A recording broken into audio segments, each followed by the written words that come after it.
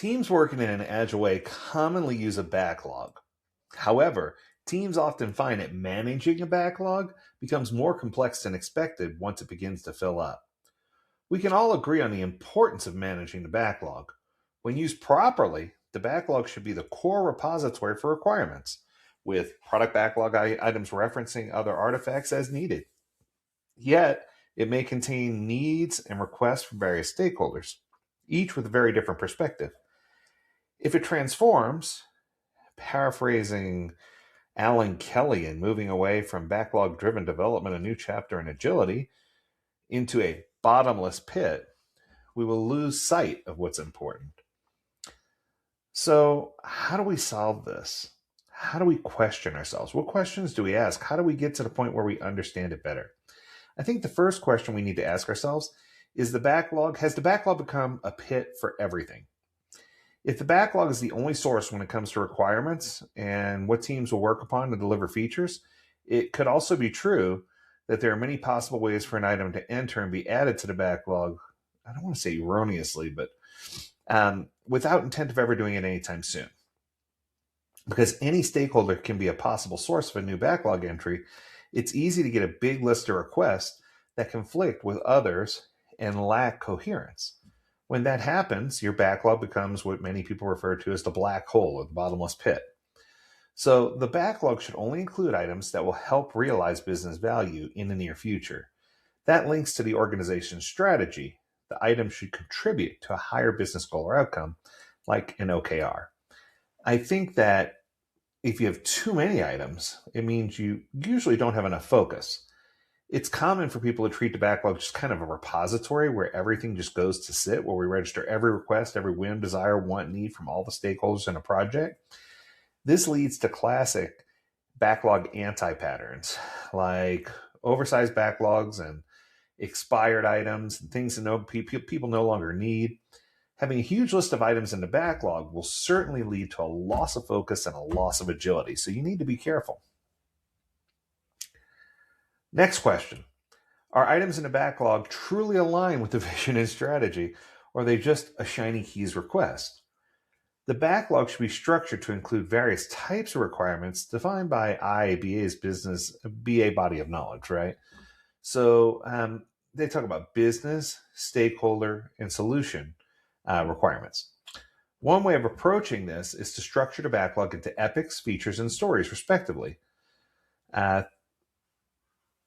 If you do this and you do it right, this will allow you to have traceability of the value that everything brings within a strategy that the organization found to be aiming towards its goal without losing focus on the prize at the end. So I think it's just a combination of things that has to be well aligned. And in turn, that gives you a well-structured backlog. Make sure the backlog only has main goals and stories that contribute to those goals. Anything else is just noise. On a recent webinar series, Dr. Michael White suggests having only stories with a clear user problem in mind. Technical work should only appear in a backlog by exception when strictly necessary. Another common issue comes when adding non-functional requirements to the backlog. Dr. White suggested having them as acceptance criteria for a story, not an actual item. If a non-functional requirement crosses multiple stories, it should instead be one of the points of the definition of done checklist, not necessarily an item in the backlog. Another thing to consider is the item's age. The age of an item inside a backlog is also a possible indicator to value the item, or more likely, a lack of value. In a list of backlog management anti-patterns, one of the anti-patterns commonly found is outdated issues. And it suggests that the item is not aged beyond 3 iterations. I always say N plus 2, right? If it's something that we're doing now or in the next 2, we're good. When it gets to 3, it's old. A similar indicator suggests that it's ideal between 2 and 4 months. I think that's too far out. I just really believe if you're going to work on things, keep it in your near future.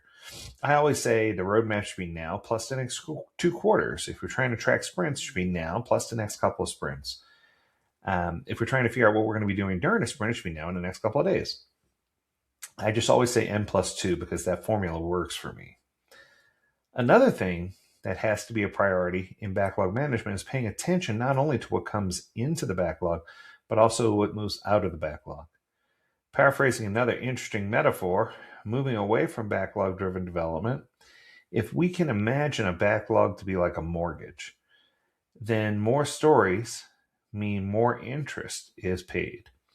You're supposed to eventually pay all of the loan, including the interest.